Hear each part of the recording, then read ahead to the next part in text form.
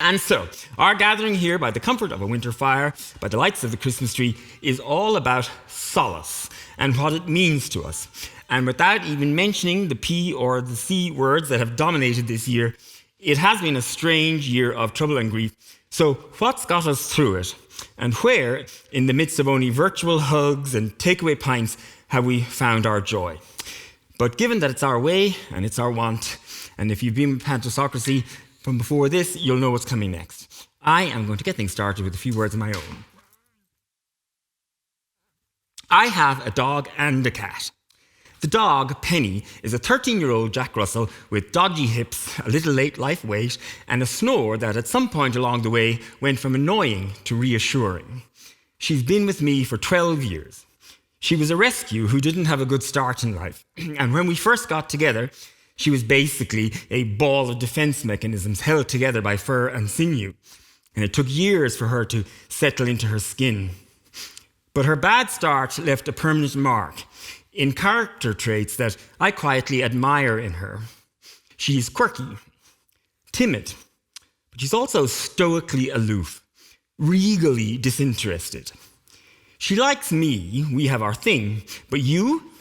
No, she has no interest in you or your life or what you do for a living or your needy attempts to pet her or your pathetic attempts to ingratiate yourself with her by offering treats that she never even asked for.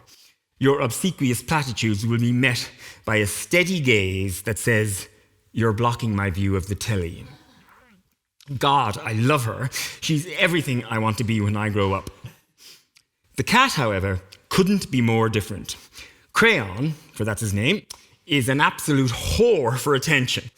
And he's a demanding whore, wanting the attention and wanting it always on his terms, when and where and how he likes it.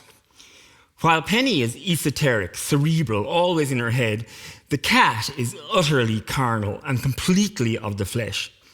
They shouldn't get on, but they do, Penny's occasional half-hearted gruff notwithstanding. Crayon throws himself onto you, pushing himself into you, kneading, curling, stretching, rolling on and over you without the slightest inhibition or remotest concern for what you may be doing at the time. He delights in his selfishness.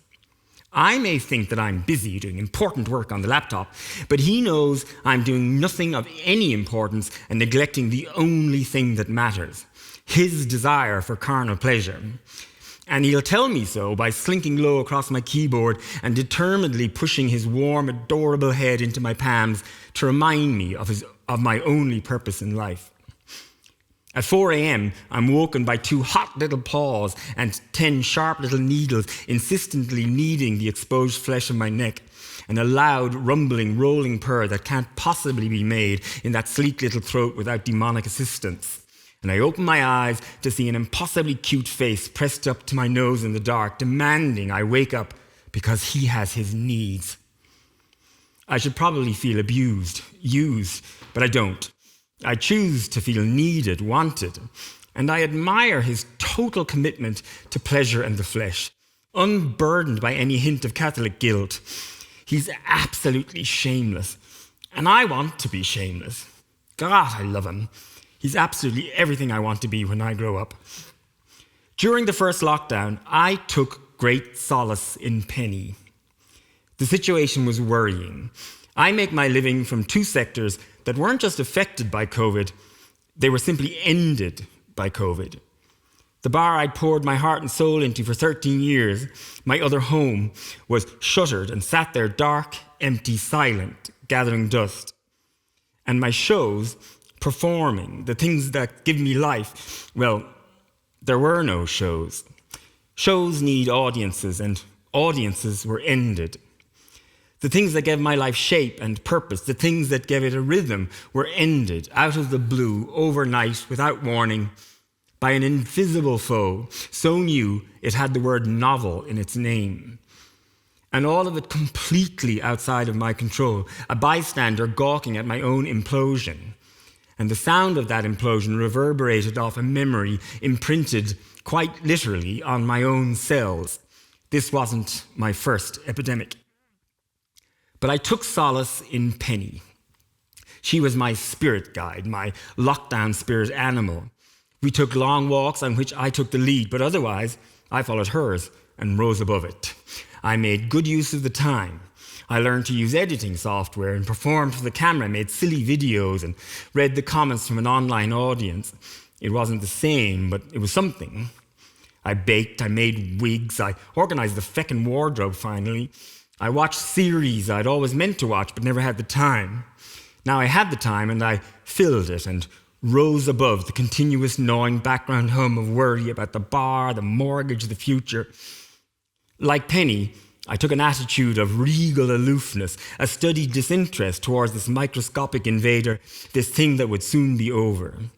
Penny and I strolled in the spring sunshine, and when we had to look at this novel virus, we fixed it with a steady gaze and said, "You're blocking my view of the telly." But it wasn't over soon. It lingered and lasted long enough to lose the moniker novel. Lockdown ended, but it didn't feel like that to me. There was still nothing for me to go back to. My old life was still shuttered, still empty, still silent. No bars, no stages, no audiences. And no end, no light at the end of the tunnel. And the longer the tunnel stretched out before me, the harder it became to be Penny. The harder it became to remain regally aloof. The constant hum of worry grew louder and more insistent, and I struggled more and more with the feeling that it was all completely and utterly beyond my control.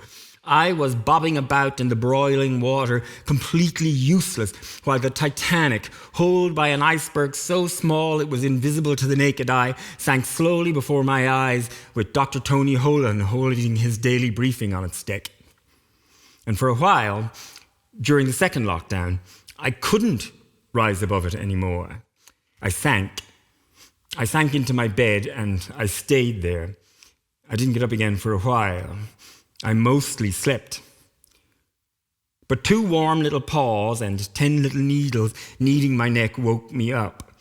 Crayon pushing his head in under my chin, rubbing hard, curling into my heat, stretching his soft furry legs across my face, and his rumbling purr as insistent as any worry, luxuriating in his little body, embracing pleasure, totally and utterly in the moment, completely in the now. Crayon has no future, only a present, and he is always totally present in his present.